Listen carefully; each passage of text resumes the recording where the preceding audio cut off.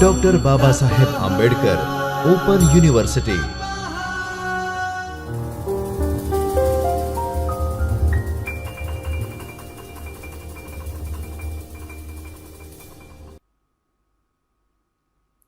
વિદ્યાર્થી મિત્રો નમસ્કાર। Doctor Baba Saheb Ambedkar open university અમદાવાદના ચૈતન્ય સ્ટુડિયોમાં હું હેમંત પરમાર આપ સૌનું હાર્દિક સ્વાગત કરું છું। મિત્રો, આપણે વાત કરી રહ્યા છીએ અર્વાચીન સાહિત્ય સ્વરૂપ ગઝલ તૃતીય વર્ષ BA, અને આ ગઝલના પેપરમાં જુદા જુદા ગઝલકારો વિશે વાત આપણે કરી। આજે જે ગઝલકારની ગઝલ વિશે વાત કરવી છે એ છે અમૃત ઘાયલ। અમૃત ઘાયલ ગુજરાતી સાહિત્યના એક મહત્વના ગઝલકાર। ગુજરાતી ગઝલનો પ્રારંભ બાલાશંકર કંથારિયાથી થાય છે અને તેનો પડાવ અમૃત ઘાયલની ગઝલોમાં આપણને પ્રાપ્ત થાય છે। અમૃત ઘાયલની ગઝલોમાં જો નજર નાખીશું તો આપણને ખ્યાલ આવશે કે તેમની ગઝલોમાં કાઠિયાવાડી શબ્દો, તળપદા શબ્દો, લોકબોલીના શબ્દોનો ઉપયોગ થયેલો જોવા મળે છે। વળી સાથે સાથે અંગ્રેજી શબ્દો પણ તેમની ગઝલોમાંથી પ્રાપ્ત થાય છે। અમૃત ઘાયલનો પરિચય મેળવીએ। સર્જક પરિચય। અમૃત ઘાયલ અમૃતલાલ ભટ્ટ એ એમનું નામ છે। અમૃત ઘાયલ એ એમનું ઉપનામ છે, તખલ્લુસ છે। તેમનો જન્મ 30/9/1915 રાજકોટના સરઘાર ગામમાં થયો હતો। પિતાજી લાલજી ભટ્ટ તેમજ માતા સંતોકબહેન ભટ્ટ। અમૃત ઘાયલે શૂળ અને સમના, રંગ, રૂપ, ઝાય, અગ્નિ, ગઝલ નામ સુખ, આશ્ચર્ય વચ્ચે, પાશ્ચાતાપ વગેરે જેવા ગઝલ સંગ્રહો અમૃત ઘાયલ પાસેથી પ્રાપ્ત થાય છે। આઠો જામ ખુમારી એ એમનો સમગ્ર સંગ્રહ છે। એટલે કે એમની જે કૃતિઓ લખી છે, એમને જે ગઝલો લખી છે, એમને જે કાવ્યો લખ્યા છે, એ કાવ્યનો સમગ્ર સંગ્રહ આઠો જામ ખુમારી છે। તો છીપનો ચહેરો એ મકરંદ દવે સાથે કરેલું સંપાદન છે। કવિતા ક્ષેત્રે ઉત્તમ સર્જન બદલ આદ્ય કવિ નરસિંહ મહેતા એવોર્ડ અમૃત ઘાયલને પ્રાપ્ત થયો છે। આજે વાત કરીએ અમૃત ઘાયલની એક ગઝલ વિશે। અમે ધારી નહોતી અનધારી કરી લીધી, અમે ધારી નહોતી અનધારી કરી લીધી, અજાણી આખડીએ ચોર ગુજારી કરી લીધી।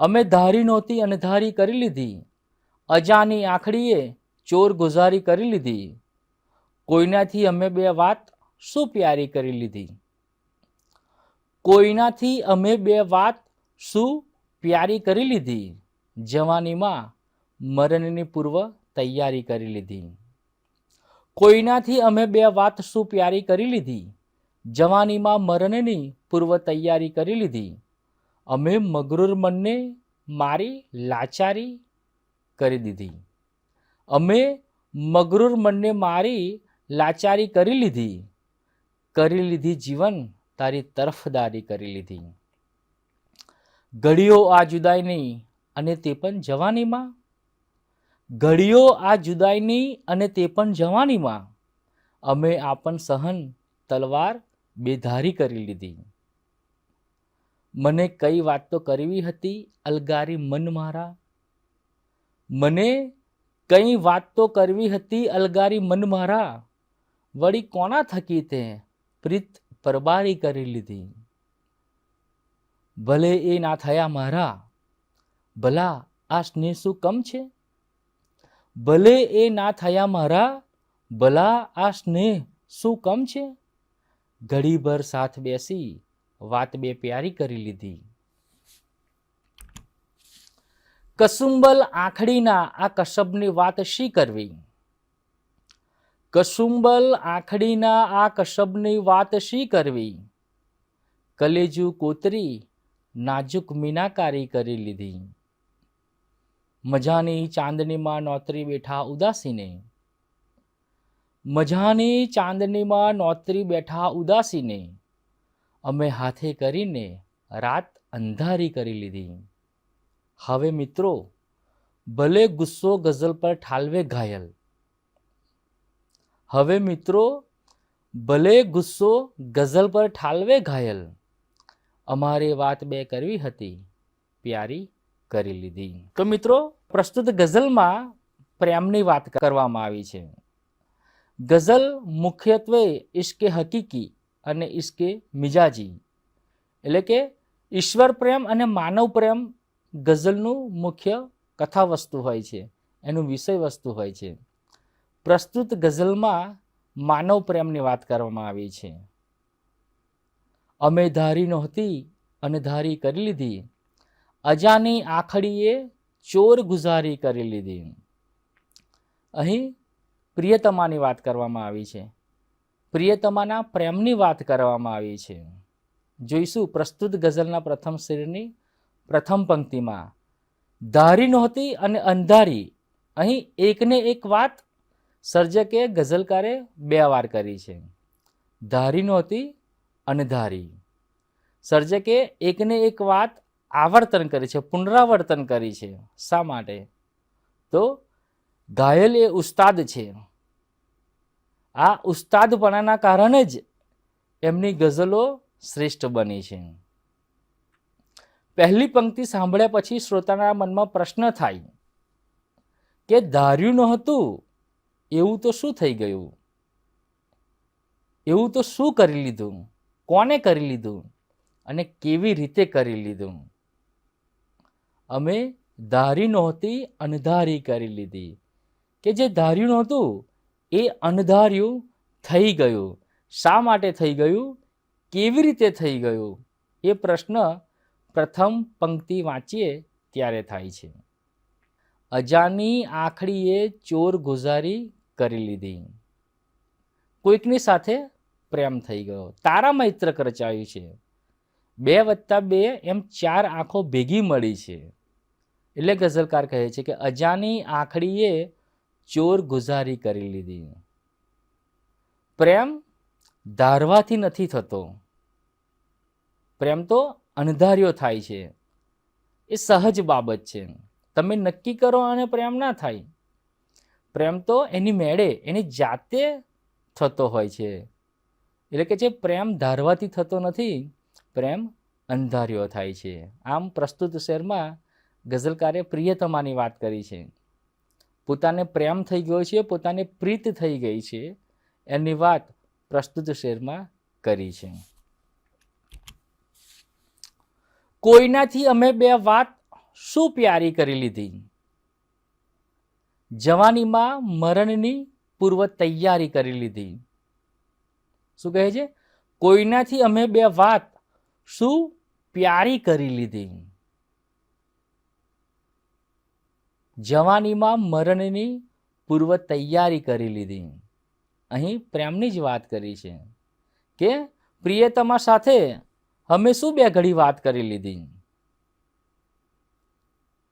પરંતુ આ પ્રેમ એ જવાનીમાં થયો છે ગઝલકારને, અને જવાનીમાં થયો છે એના કારણે જ એ કહે છે કે અમે તો મરવાની પૂર્વ તૈયારી કરી લીધી છે.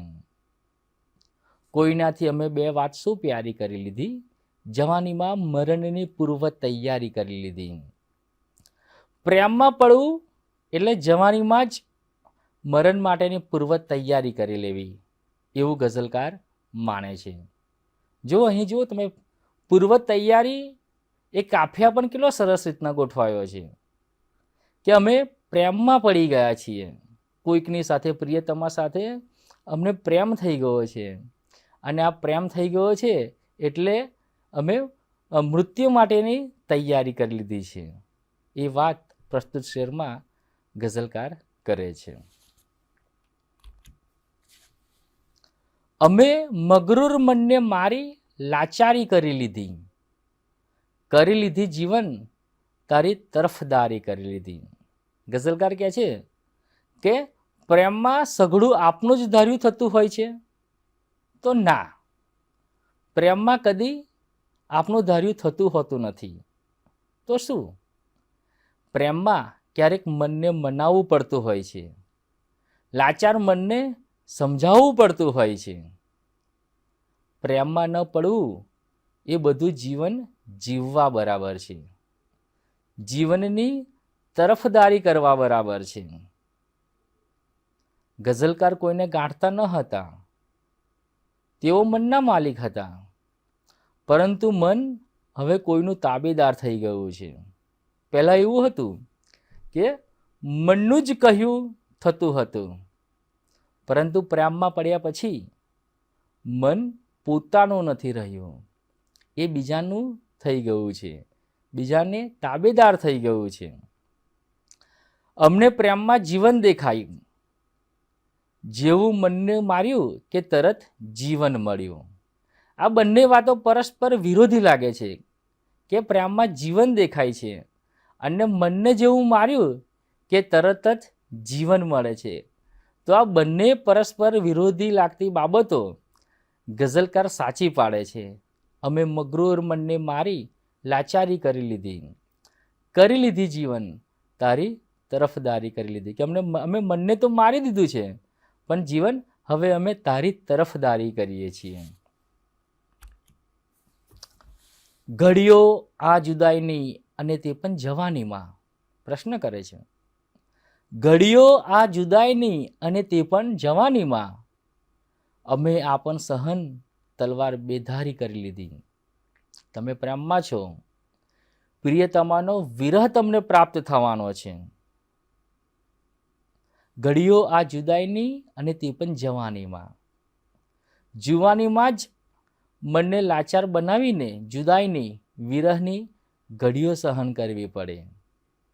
એવો વખત પણ ક્યારેક આવતો હોય છે.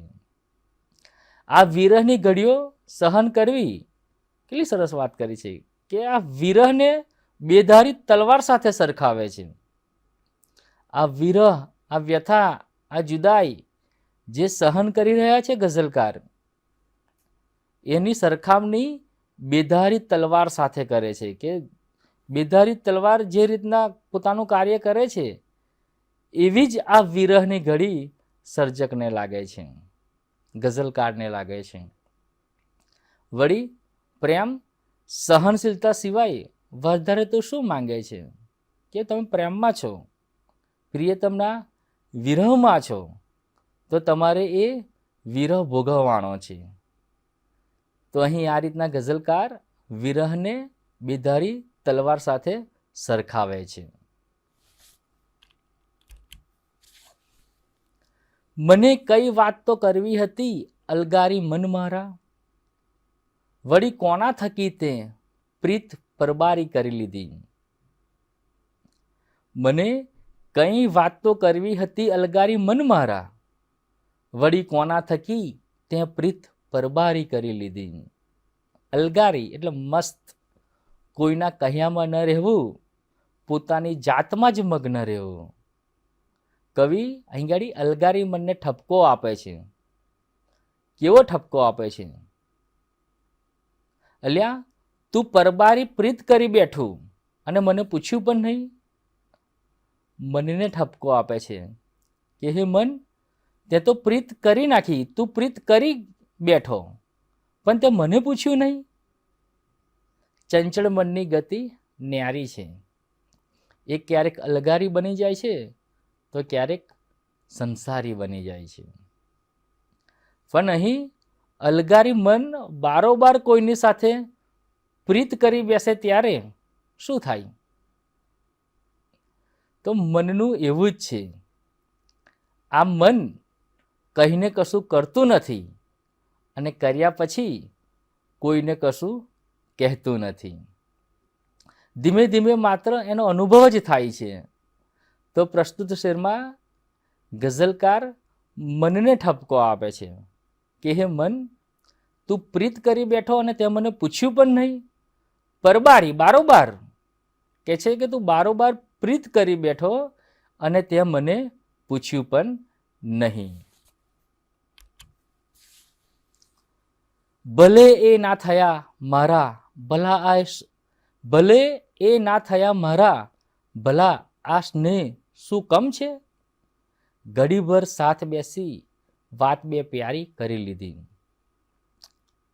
એવું જરૂરી નથી કે જેની સાથે તમને પ્રીત થાય છે, જેની સાથે તમને સ્નેહ થાય છે, એ વ્યક્તિ તમને મળવી જ જોઈએ, એ વ્યક્તિ તમારી બનવી જ જોઈએ, એ વ્યક્તિ તમારી થવી જ જોઈએ. ના, ભલે એ ના થયા મારા, કે છે કે મારી પ્રિયતમા મારી પાસે નથી, મારી થઈ નથી. ભલા આ સ્નેહ શું કમ છે? પણ મેં જેને પ્રેમ કર્યો છે, મેં જે પ્રિયતમાને પ્રેમ કર્યો છે, એ સ્નેહ એ પ્રેમ શું કમ છે? ઘડીભર સાથ બેસી વાત બે પ્યારી કરી લીધી. કે છે કે એની સાથે ઘડીભર બેઠો છું, એની સાથે વાતચીત કરી છે. પ્રિય પાત્ર આપણી સાથે ઘડી બે ઘડી વાતો કરે એ પણ જીવનભરનો વૈભવ લાગે છે. એ પ્રિય પાત્ર ભલે આપણું થાય કે ન થાય, પણ પેલો વૈભવ જ જીવનની કાયમની મૂડી બની જાય છે. પ્રિયતમા પોતાની સાથે નથી, પોતાની પાસે નથી, પોતાની થઈ નથી, એ છતાં એની સાથે વાતચીત કરેલો વૈભવ જ એ કાયમની મૂડી બની જાય છે. કસુંબલ આંખડીના આ કસબની વાત શી કરવી? કલેજુ કોતરી નાજુક મીનાકારી કરી લીધી. અમૃત ઘાયલનો આ શ્રેષ્ઠ આ પંક્તિ છે, એમની શ્રેષ્ઠ શેર છે. કસુંબલ આંખડીના આ કસબની વાત શી કરવી? કલેજુ કોતરી નાજુક મીનાકારી કરી લીધી.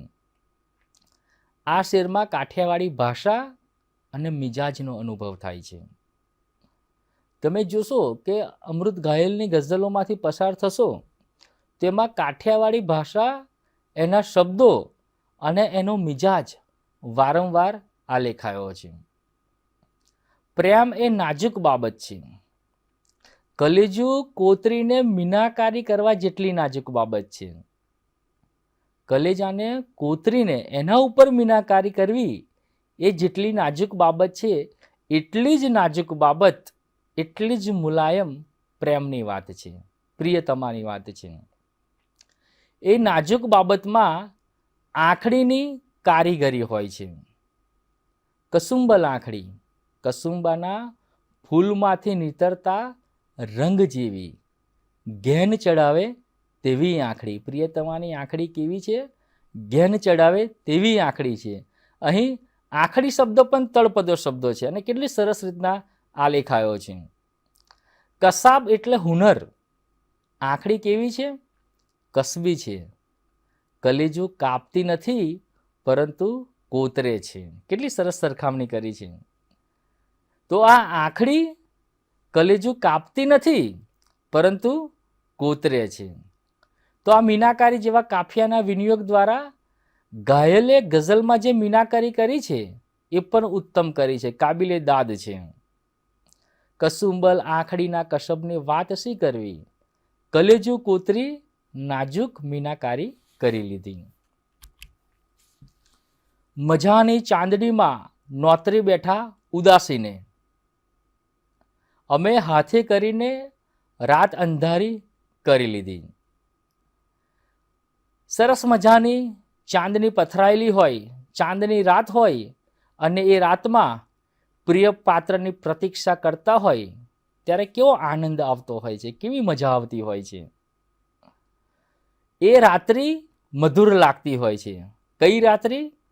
ચાંદની રાત્રિ હોય, પ્રિય પાત્રની પ્રતીક્ષા કરતા હોય, એ રાત્રિ આરંભે આપણને મધુર લાગતી હોય છે, પરંતુ જેમ જેમ સમય પસાર થતો જાય છે, પ્રિયતમા આવશે કે નહીં આવે એનો મનમાં પ્રશ્ન થતો જાય છે, ત્યારે એ પ્રતીક્ષા ઉદાસીમાં ફેરવાતી હોય છે.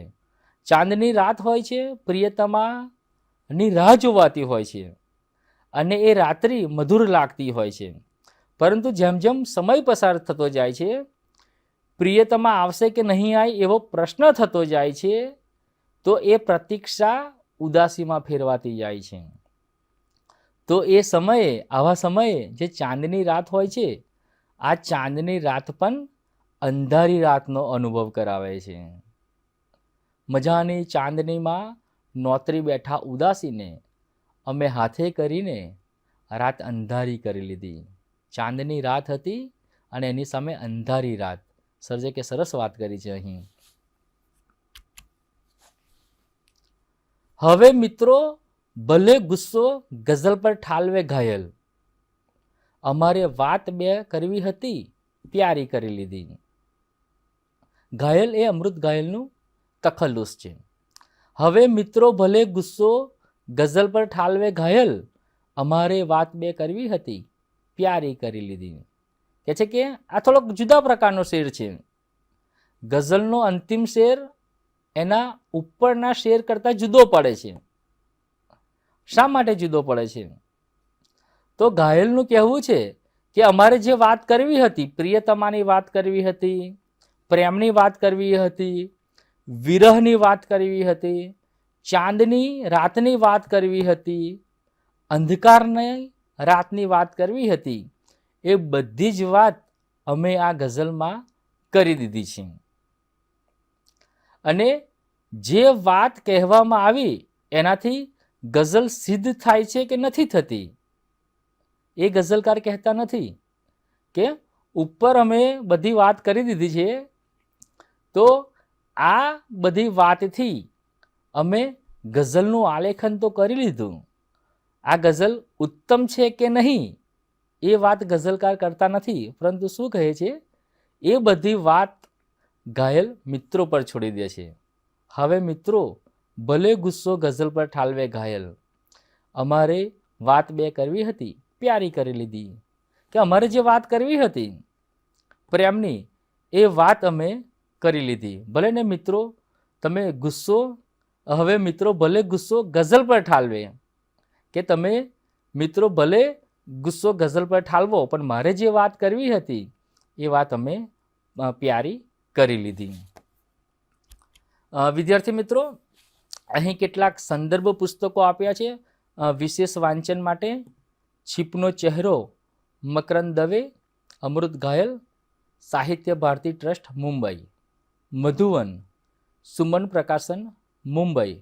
ગઝલ 101, રમેશ પુરોહિત, નવભારત સાહિત્ય મંદિર અમદાવાદ. તો મિત્રો આજે વાત કરી અમૃત ઘાયલની એક ગઝલ વિશે.